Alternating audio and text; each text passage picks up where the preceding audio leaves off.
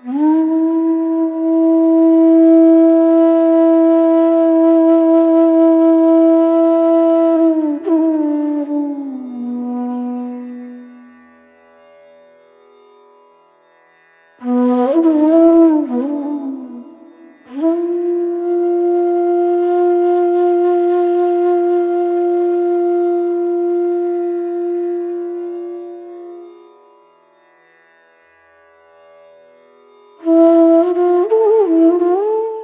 good morning. I'm Gayatri Jayaraman. Welcome to Shamaha. Those of you who are returning, thank you for coming back. Those of you who are new, welcome to the channel. Please do remember to like, share, subscribe. Do also leave your comments, questions, and suggestions in the box below. I'd love to hear from you. Today, I'm doing a contemplation on the obstacle. This comes from a meditation that I was doing yesterday, which focused on the Zen saying, flow like water, take the path of least resistance. And I was thinking about this in the context of my own life. And resistance is something we all face, right? In any path, in any undertaking, there are obstacles, there's some tension, there's some friction. And for the most part, we spend a lot of time struggling against it or trying to overcome it. And we tell ourselves, yes, this is life, right? What is life without struggle? So, this idea that we need to move away from the struggle, sort of stop the struggling, is kind of new to all of us. And I think we do question it, and we're right to question it. Buddhism doesn't ask you to accept anything without questioning it first and being convinced for yourself about what it means. So, I was thinking about this in the context of my career in particular. And I looked back and I saw that right from the first job to the last one, there was a certain pattern of obstacle and resistance that seemed repetitive, right? So, and the thing that struck me the most was, oh my God! And I think the more you meditate, you think the less can surprise you, but the more that insight comes up, you realize that it's full of epiphanies. You're constantly being surprised by yourself, by your thought process, and by your journey. So it's a good exploration. So I was quite surprised because what I realized, and this is my first observation, is that I simply hadn't been listening to my obstacles.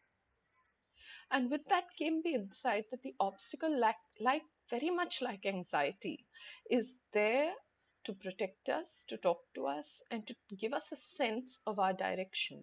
Are we entering an area of danger? It's like an elevator that starts beeping. This is a metaphor if that some of my clients might recognize. It's like when you step on an elevator and it starts beeping. Anxiety is like that. It's warning you about what is to come, and you wouldn't continue to step on that elevator. You'd step back, fix things, and then maybe take the next one, right? Offload some of the weight. And anxiety works for us in that same way. And I've just realized that so do obstacles. Obstacles sort of block our way so that they redirect our path from where they don't want us to go.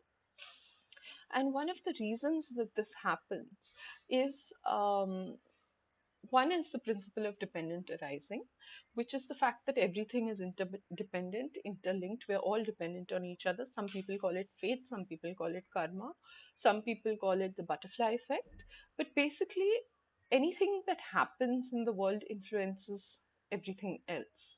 And there are influences and conditions that impact us, and we become influences and conditions, our actions, our thoughts, our words, our deeds that influence others. And in this way, there are interruptions, say, that we cannot ever predict or know fully. Mindfulness, to some extent, allows us to get a little bit more insight, expand our perspective a little, so we see a little more into this chain of cause and effect. But we are in no way fully enlightened about where all these effects come from.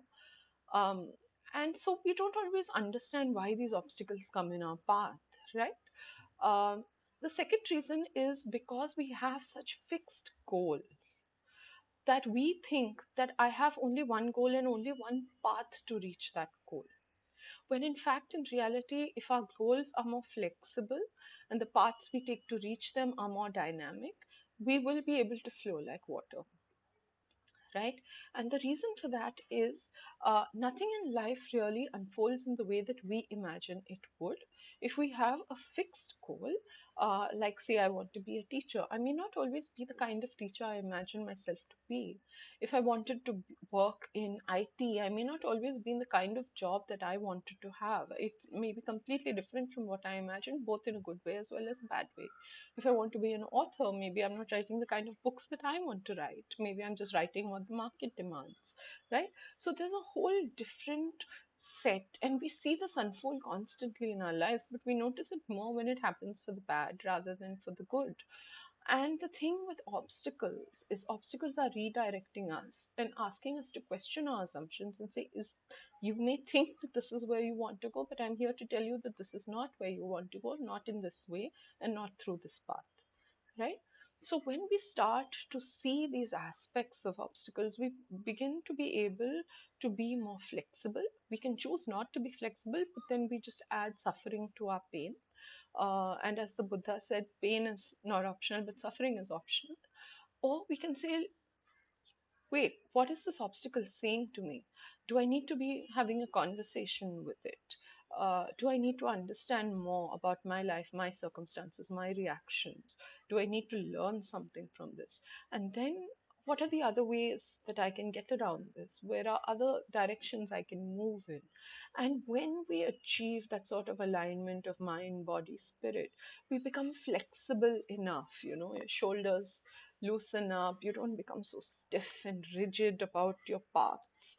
And then, because the world is expansive and you expand into it, so when you expand into it, you flow. You flow like a river around your obstacles, and your urge to reach the sea is fulfilled, right? So I grew up in Kodaikanal, and we have a little a part of my childhood, and we have this little river in the backyard of our house, which we used to play in as kids. Of course, now it's quite littered and not safe, but there were a lot of these um, obstacles in terms of boulders, rocks that the river had to encounter. And one thing you realize when you spend a lot of time in and on the banks of a river is that the urge to reach the sea is so deeply ingrained in the river, right? Right from every single droplet, right from the very source of the natural spring, whether it's a lush waterfall, whatever obstacles it encounters, whether it's boulders or rocks or pebbles, whether it's children frolicking in it, whether it's cows, whether it's people building houses on the banks or factories or governments damming it or villagers taking water from it, whatever its obstacle it confronts, the urge to reach the sea is so deeply ingrained that it will eventually reach the sea. It just may have to take a couple of detours, it may have to meander, it may have to branch out into tributaries, but every drop of water is eventually going to reach the sea. And that's just a beautiful lesson for us in life.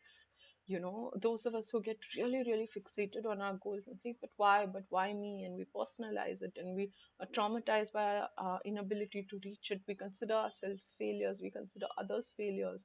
We blame others for blocking our paths, right?